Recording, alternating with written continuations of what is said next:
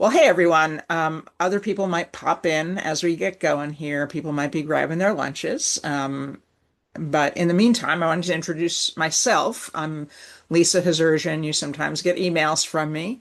I'm the chapter's legislative and political director, which means among other things, it means that I get to spend some of my time down at the legislature, um, building relationships with lawmakers and trying to get good environmental policy passed.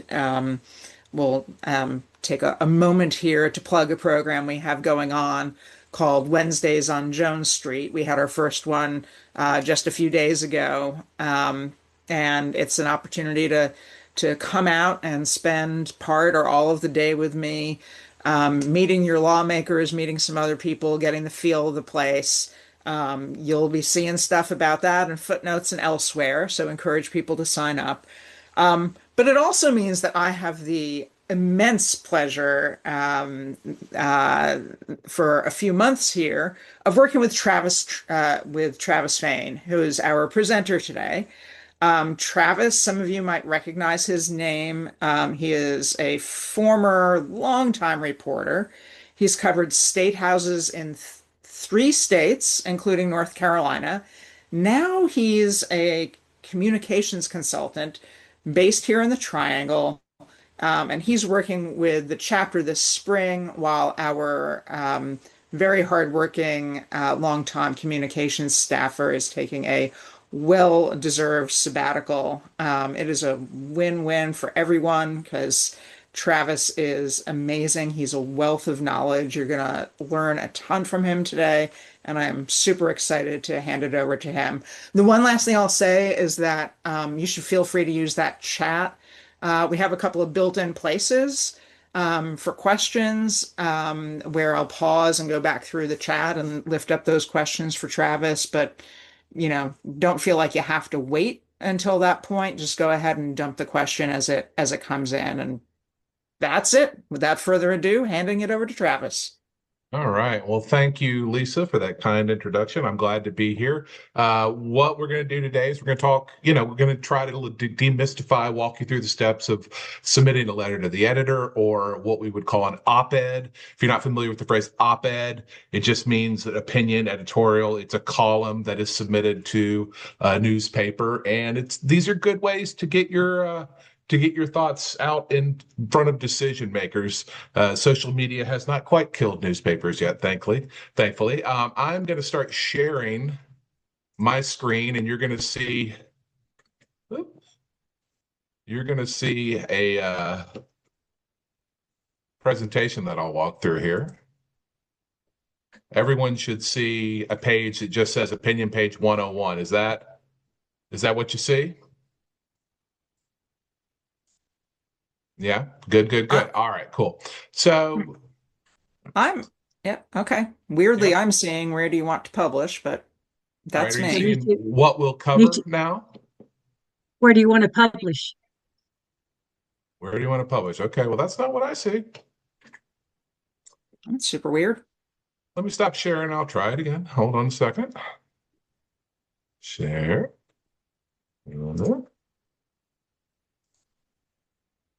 All right, how about now? Does it say what we'll cover? Yeah. Yes. All right, second time was the charm. So, I mean, these are just basics. This is what we'll talk about today, so I'm not going to spend too much time on this slide. This is not really a here's how to become a better writer exercise. You're probably a good writer. You're probably a fine writer. I think one of the biggest things that people need to overcome when they try to get into opinion writing are two things, really. One, just have confidence in your style. It's probably fine. Just tell people what you think. And two is probably needs to be shorter. You master those two things, and that's how you become a good writer, frankly. Why write a letter or an op-ed? We've talked about this a little bit, but it educates people, it persuades them, it moves them to action. And one of the things that I really want you to think about when and if you do this is who you want to influence. Who are you writing for? Who is your audience? Do you want lawmakers to see this? Do you want the general public to see it because you want them to take some sort of action. So really think about, all right, here's the message I want to get across. Here's the action I want people to take. And therefore I write it a certain way to establish, to accomplish those goals. And I attempt to publish it in a place where I think that audience is going to see it.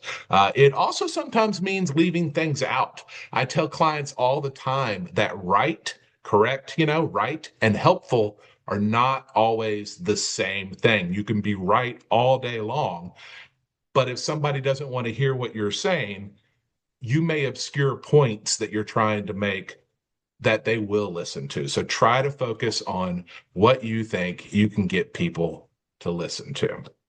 Where do you want to publish? Again, this flows. And by the way, we're going to send you this slide deck. So you'll have everything here. Think again about who reads what and where you can reach people. If it's a statewide issue, you probably want a statewide publication. We'll talk about what those are in a moment. If it's more of a local issue, you probably want your local paper. So just think about what people are reading. Also think about when to send it in. This bottom make the case for a Sierra Club endorsed candidate, that's obviously an election time issue. So, I mean, really around election time is a wonderful time to try to participate in the process in this manner. And just remember, early voting starts, I believe, in North Carolina, 17, maybe 20 days ahead of the election. So election time, move back about a month from what you would normally think of if you're thinking about voting on election day. But around elections is a wonderful time to get out there and make your argument about who should be representing you. All right. Think again about what publications serve your region. You probably have, if I say, what's your local newspaper, you probably already have that in mind. If you don't, I try to communicate all over the state, and I'm not familiar with the press in all 100 counties. I literally just Google Moore County newspaper or Haywood County newspaper if I can't remember which ones are where. And it just usually pops right up. You can also, I'm going to click here. Is this North Carolina Press Association image popping up? This is a list of every member of the North Carolina Press Association in North Carolina. Now, not every newspaper is a member of the association, but it's a pretty good list. And you can see here that they've got websites that you can click through to, and then you can find contact information. You can find if they include it. These community newspapers, these are smaller newspapers in North Carolina. So it's not the big newspapers. It's the Avery Journal-Times, Bertie Ledger Advance. So this is a good way to reach out to smaller communities. Also a way you always, with the relationship, you want to build it ahead of time, right? You don't want the first time you reach out to a newspaper necessarily to be, I want something. I want you to publish something. So read, if you can, the newspapers that you want to send letters to or that you might want to send an op-ed to one day. Figure out who the editorial page editor is. That person probably makes all the decisions. All these newspapers have gotten so small that it's one or two people a lot of times, even at the bigger papers. So, if they write something you really agree with it, you think it's well done, drop them an email. Say, hey, I enjoyed this. You're trying to build a relationship so that they recognize your name when you want something. And the want something that you want is probably going to be, I want you to publish my letter. I've linked here how you get in touch with the two biggest newspapers in the state, the News and Observer and the Charlotte Observer. Both of them have forms for you to submit. Now, the News and Observer and the Charlotte Observer, they're two newspapers and two communities owned by the same company, so they have a combined editorial board. And that form is not working. Sometimes their website is a little wonky, but you can see, as it does pop up here, instead of emailing a letter to the editor or an op-ed, you would submit it through this form. And it just asks for basic information, and then you paste your op-ed right here. You can also type it right there, but I always say paste. They want 200-word letters or less, and 700 words or less for op-eds. So this sort of information is probably going to be available for most papers that you want to submit to. Just familiarize yourself with their rules. Try not to break them, right? And again, you're going to get this slide deck, so you don't need to worry about remembering those links. Uh, Other statewide papers. So really, the News and Observer, the Charlotte Observer, I'd consider those to be statewide publications that publish letters to the editor and op-eds. I would also consider the Carolina Journal. This is a more conservative publication, but I think it's still a strong publication. And it's one that Republican lawmakers are more likely to read. So when we talked earlier about, hey, consider your audience. If you want to try to convince Republican lawmakers and you're going to do it with an opinion column, with an op-ed, the Carolina Journal is my number one choice to submit that. It's run by a guy named David Larson. He's the managing editor. I have dealt with him many times. We don't agree on politics a lot, but I have found him to be knowledgeable. I've found him to be helpful, and I have found him to be nice. So consider the Carolina Journal. If you want more of a left of center readership, but also something that is statewide, NC Newsline. This used to be Progress NC. I believe they were, no, I can't remember what the name of it was, but they used to be attached to the Justice Center. They no longer are. They're a nonprofit newsroom, and they're looking to increase the number of op-eds that they write. That they publish. My former colleague Laura Leslie is the editor there and has told me we want more op-eds. So I think that's a good way to get something to before a statewide audience. So remember these in addition to your locals. Again, submission guidelines, 200 word maximum for letters, 700 word maximum for op-eds is a pretty good rule of thumb. Those are the News and Observer and Charlotte Observer rules. The Carolina Journal is fine to go up to 900 words. If they have specific guidelines, they're going to be published somewhere. What you want to do is just kind of surf the opinion page of the publication you're looking to publish in. And again, hopefully that's something that you're doing before you decide to write a letter to the editor. You want to be engaged with these organizations. Here's a link to NC Newsline's commentary submission guidelines, but I don't know that I'll click on that right now. Questions. We're going to get into more things, but has anybody got questions right now that I ought to be able to answer? All right. Doesn't seem like it. Someone shout if you do have a question. Oop. All right. This is a quote that I'll let everybody read, assuming you're looking at your screen, from Ned Barnett, who up until this week or last week was an opinion page editor at the News and Observer. And I told him I was doing this. I just asked him to text me, hey, what do you look for in a letter to the editor? This is what he says. And because I used to work in TV and they used to say, see something, say something, I'm going to read this to you, even though I know you could all just read it. Timely matters.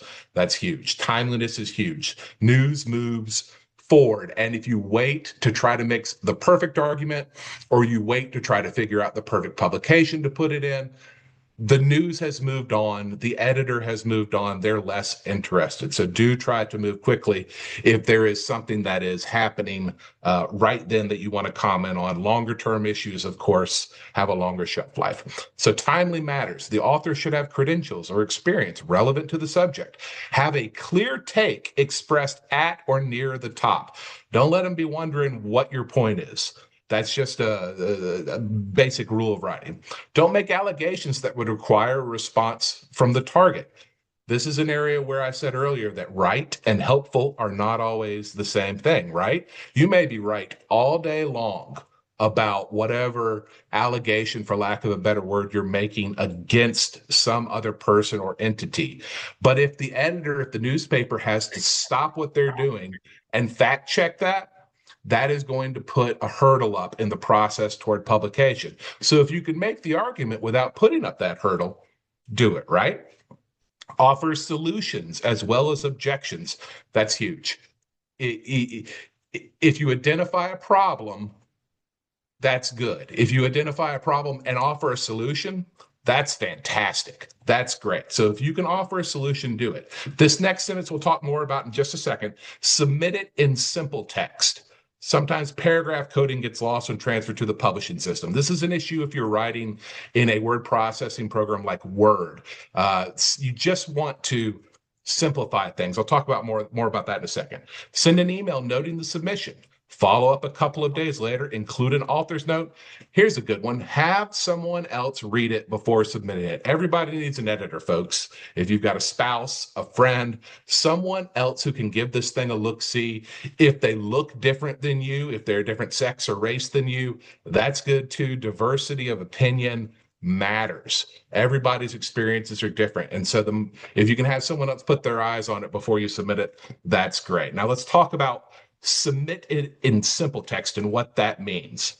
So down here at the bottom, you see where I've said paste with Control Shift V, Command Option Shift.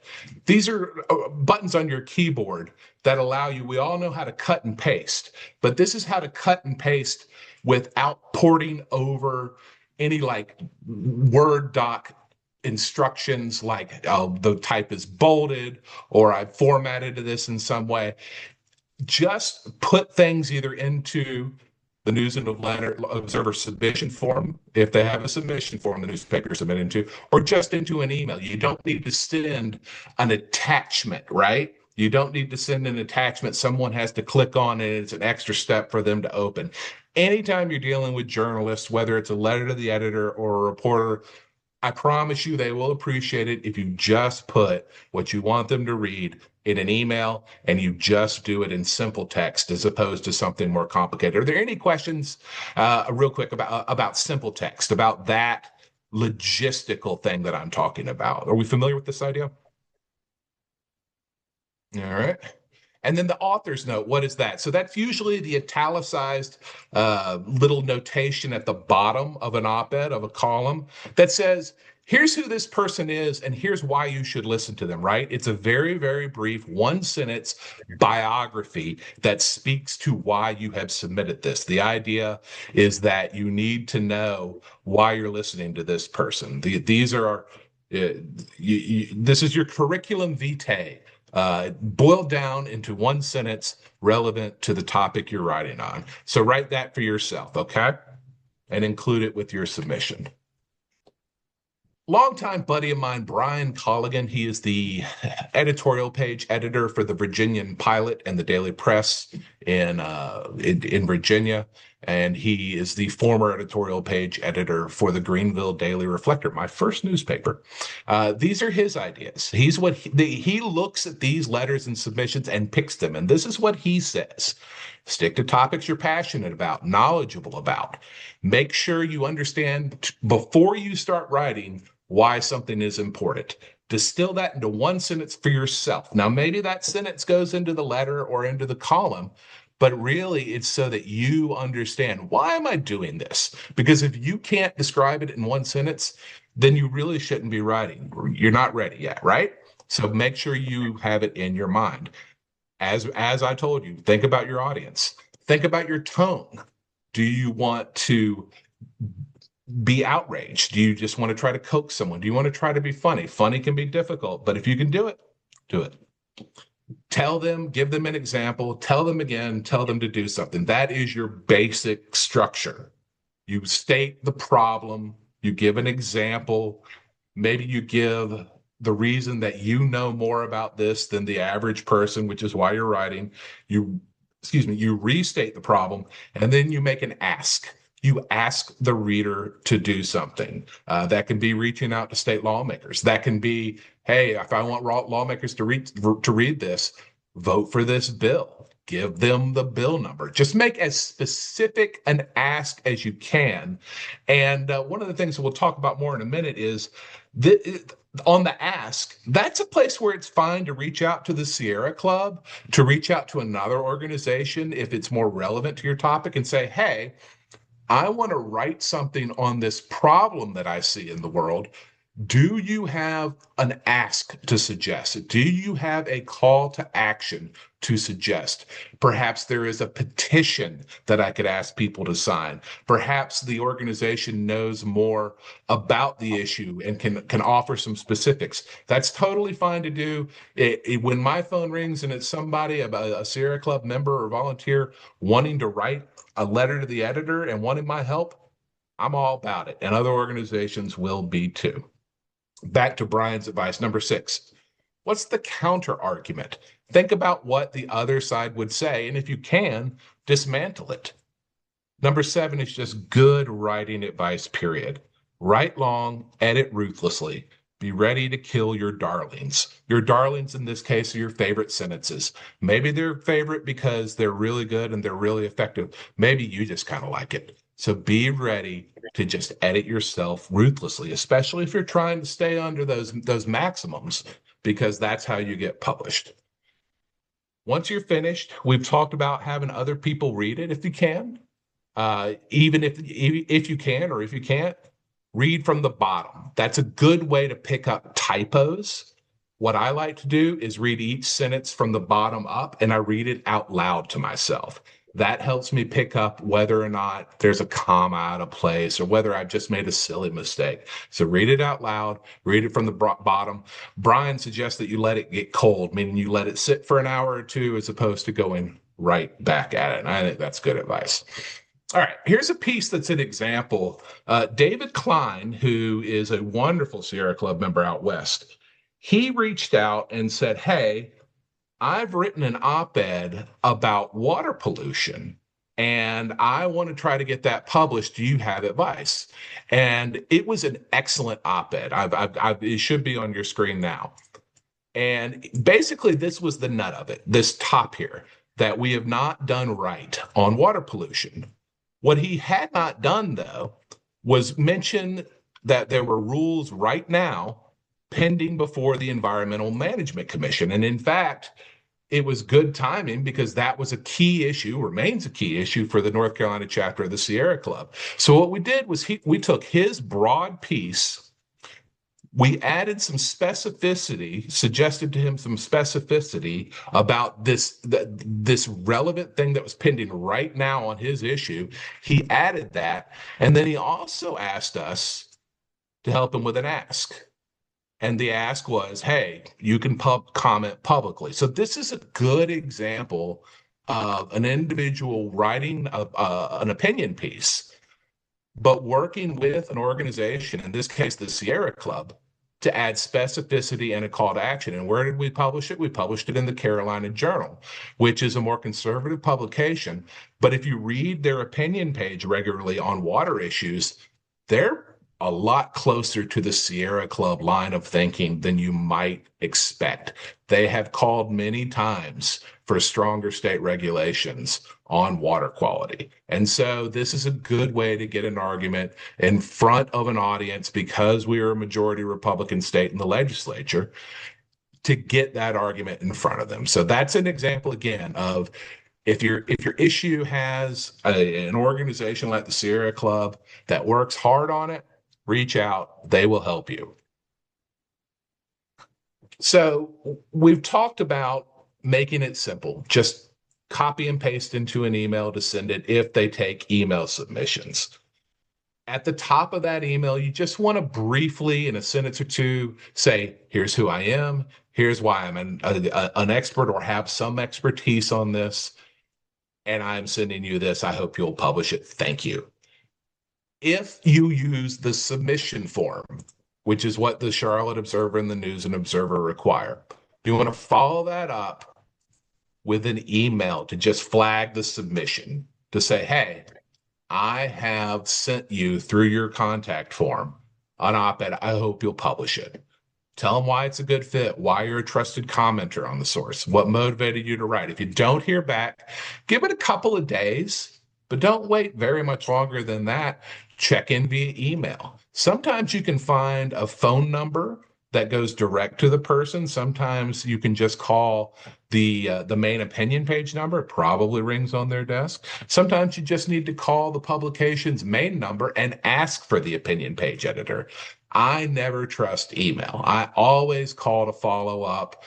People don't mind. It's absolutely fine. I'll also give you a little tip. If you're struggling to find a phone number for a newspaper or really any other organization, if they have a Facebook page, go to their Facebook page. If you click on the About link or the contact information link, a lot of times there's a phone number, a lot of times there's an email. It's something that Facebook asks people to provide, and a lot of people do. So if you're struggling to find something, Facebook is a good way to do it. On this page, I have included email addresses for the decision makers at the statewide publications we discussed, the Carolina Journal, NC Newsline, the Charlotte Observer, and the News and Observer. Paige and Peter are your main contacts there. It used to be Ned as well, but he's leaving. I don't think they're going to replace him. This is something that changes, though, obviously, in newspapers. So be on the lookout, but it's absolutely fine.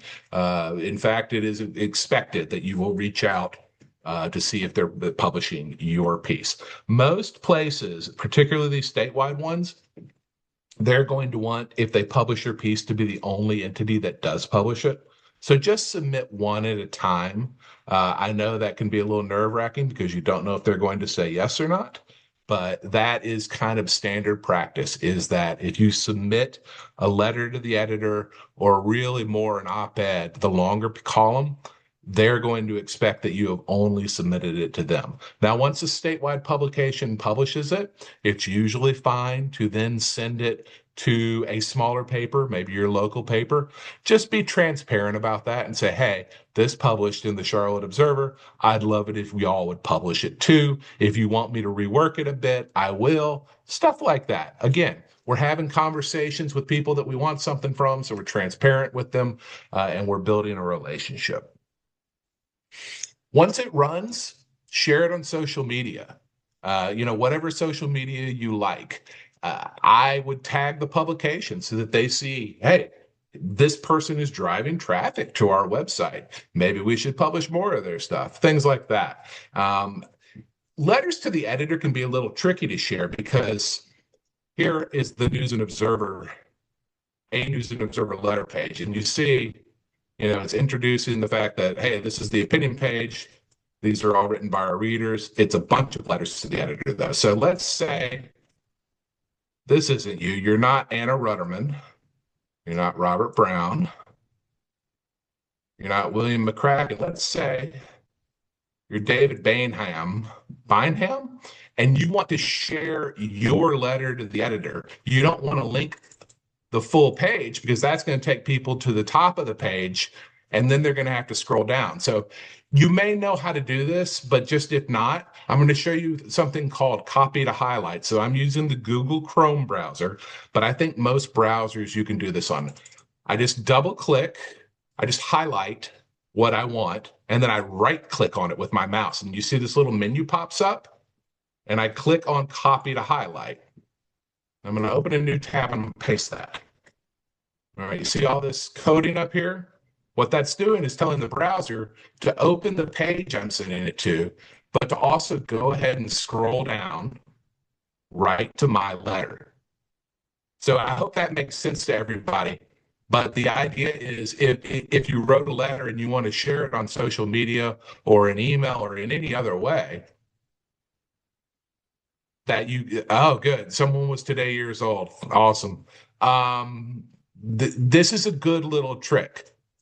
Just to copy to highlight. Hang on, so I'm gonna close the chat. All right, so we'll do it one more time. Double click to highlight. You're just highlighting this. You don't have to double click. You can just drag it to click to highlight it. Right click, copy link to highlight. And then that's the link that you share with people because it will take them directly to what you want to highlight on the page. And you can do it. You can also do an entire paragraph. Like if you're trying to convince someone of something, you want to highlight a particular argument in one paragraph of something you see online, that's how you do it, okay? Copy link to highlight. Back to the presentation. Questions, question time. We're nearing the end here. I have only so much to teach. So if you have any questions, now is an excellent time to hit me up with them. No questions? I have a question. Do the Mhm. publications let you know that they did publish it or when they will? Sometimes it's a little hit or miss. Usually, particularly for I've not done a letter to the editor in a long time, so I let me just stick to columns, to op-eds. Usually they will say, yes, this will publish on Friday or next week. And sometimes it's a couple of days. They're like, it'll either be Tuesday or Wednesday. But you can always feel free, if they've not answered the question with the specificity you'd like to have, it's fine to reach out. I have one more question then. You talked about reaching out to organizations to say, here's the thing I'm going to write. Do you have a call to action or anything you might want to add? Is it also valid to reach out to an organization and say, I have some concerns? Is there something you would like to see published with a certain newspaper? Yeah, absolutely.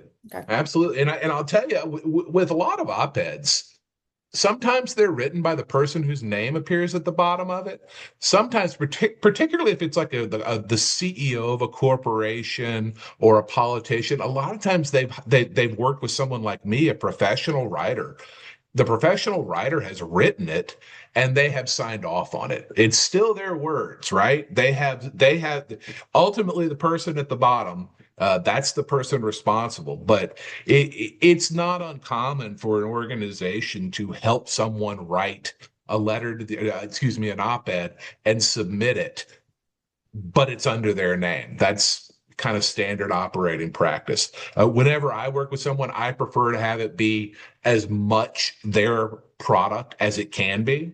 But I've certainly written things for people over the years that they wanted to submit. Just no one should ever ask you though to sign off on something you don't agree with every word of. That would be I would never do that. That's unethical. That's not what groups are looking to do generally. Thank you. Yeah. Any other questions for anybody? David's got his hand up. All right. Hit it. Yeah, thanks, Travis. Very good overview.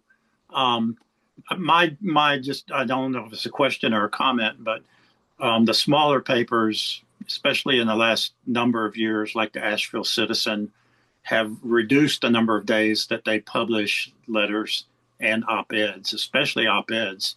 The Asheville Mhm. Citizen is now just publishing those on Sunday, Yeah. basically. So that be aware of your local paper as far as the timeliness and lead time. You may not have as much time as you think you have. You probably need to submit it at least 2 weeks because their following Sunday may be all used up, and they may have to publish your letter 2 weeks from when you submitted it. Yeah. Yeah. Earlier is always better. And one of the things Lisa and I talked about in the run up to this presentation is the idea that publication is better than perfect. Any legislature in the country you go to, you're going to hear someone say, let's not make perfect the enemy of the good. And I think that's great advice for all writing, including this, is it is sometimes better to move quickly because of the logistics, the constraints. That's something that cadence, that timing is something you'll learn by paying attention, which I suspect everyone on this call already does, to local publications and to statewide publications to see how they do it. A lot of times these smaller papers just run syndicated stuff too. They have a national writer they publish over and over and again, as opposed to accepting op-eds. That's one of the reasons that I really like submitting to the Carolina Journal and to NC Newsline, is they really prioritize North Carolina writers who write in every now and then, as opposed to every week or every month. And also, I should have said at the outset, but we have focused here on North Carolina publications. There are obviously national publications that publish letters to the editor and op-eds too. They're understandably harder to get into. There it is more important to have credentials, for lack of a better word, really specific expertise that you can boil down to a sentence on why you're writing on something. And it's good to have relationships there. So I've tried to place things in the New York Times before. It ain't easy. The other thing I was going to say is that the Asheville Citizen Times, like a lot of papers, is Gannett owned. So you may find that that they've put your op-ed, if you're successful in getting it published, they've put your op-ed in other Gannett papers automatically that they figure are in the same market or in the same region. That's absolutely right. And it's good to think about it that way. The kind of the same way we talked about the Charlotte Observer and the News and Observer and also the Durham Herald Sun. They're all McClatchy papers. And so they run each other's stuff.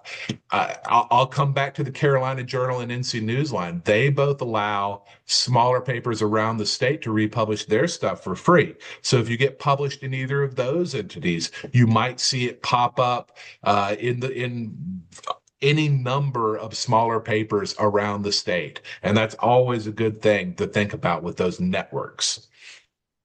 I saw someone had their hand raised. We'll go to them, and then Arlene, I'm going to read your comment here. Well, actually, it's my hand that's raised, and I'm definitely everyone else takes precedence over me. But I will say I'm awed by what Erlene has shared, but I do want to encourage everyone. I find that I've trained myself over the years to switch from saying, "Do you have any questions?" to "What questions do you have?" Because we all have questions.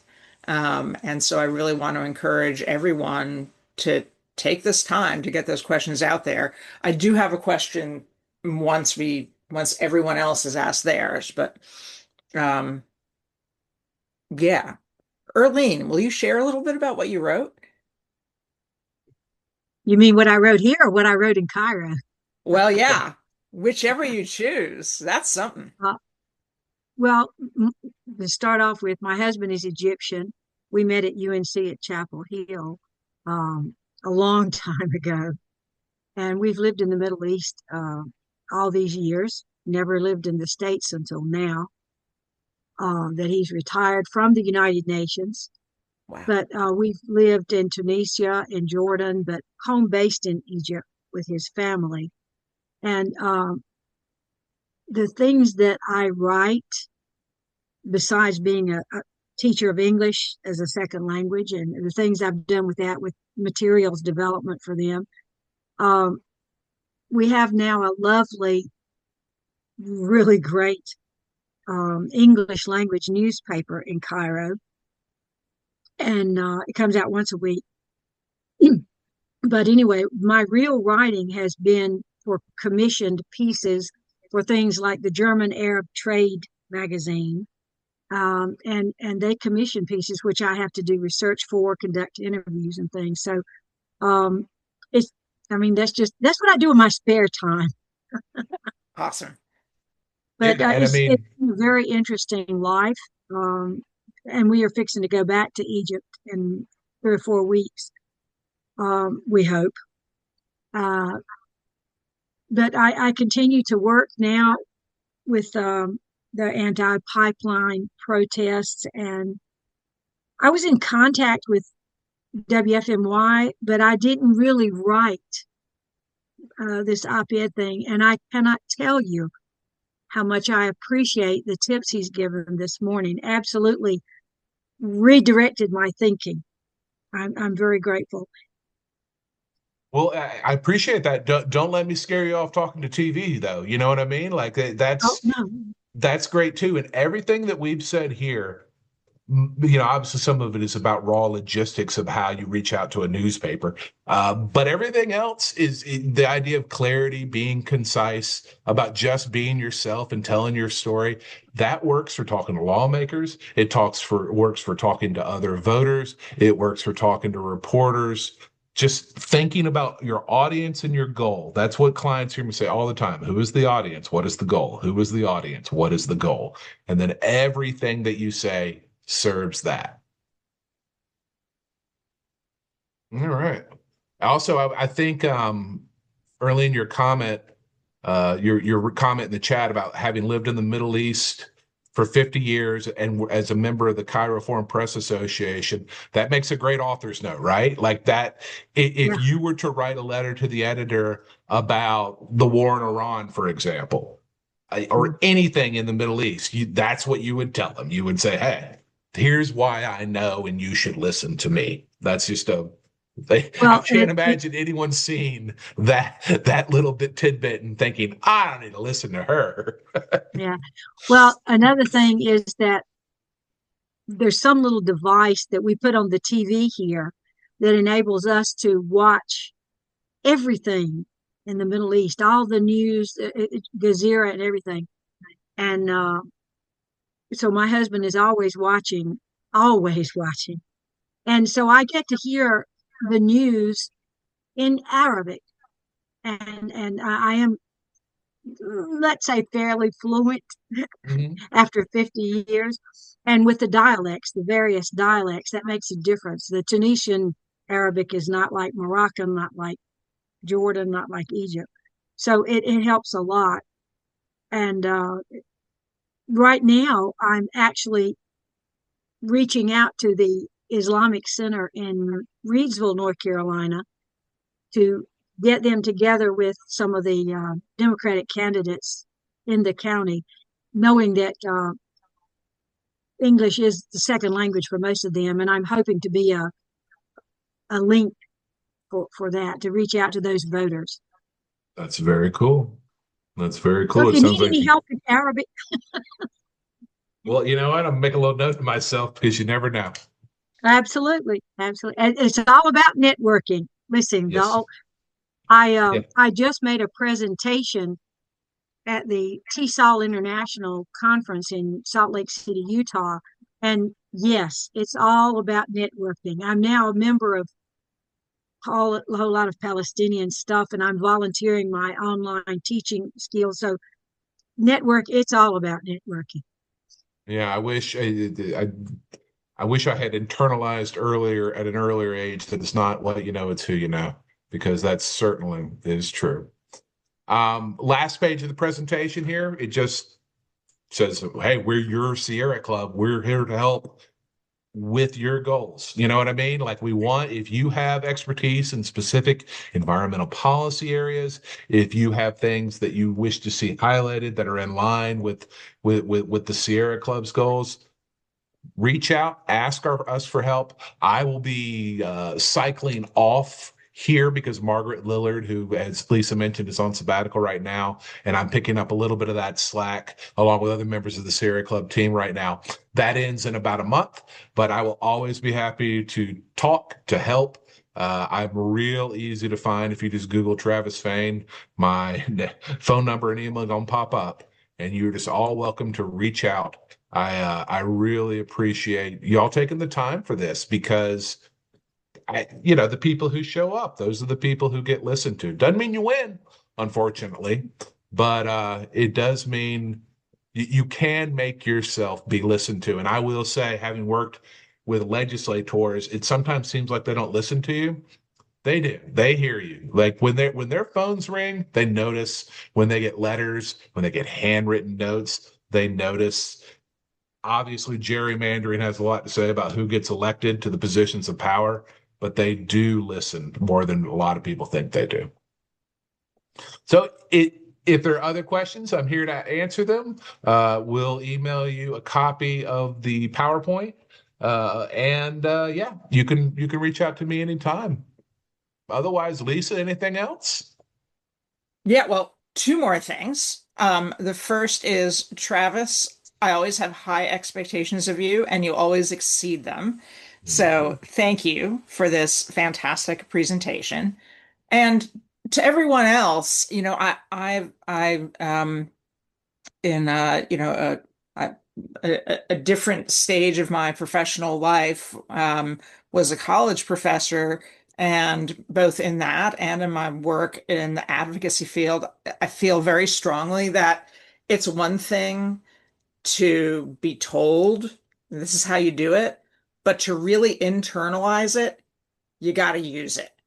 And so I really encourage everyone before you go to bed tonight, um, this doesn't have to be ready to submit. It can be just a practice thing, but just like pick something that you care about and think about, if you were going to write a short letter to the editor about it, like what's the one thing you want to convey?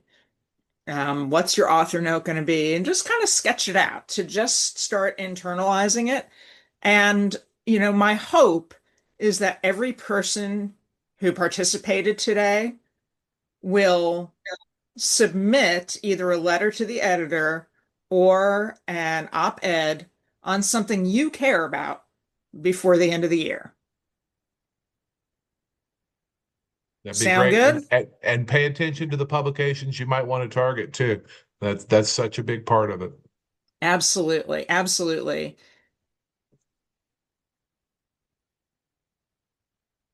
All right. Travis and I have a little bit more time on our schedules, so we will stick around until everyone exits. But other than that, thank you so much for being here. I'm really glad that we got to do this and look forward to continuing.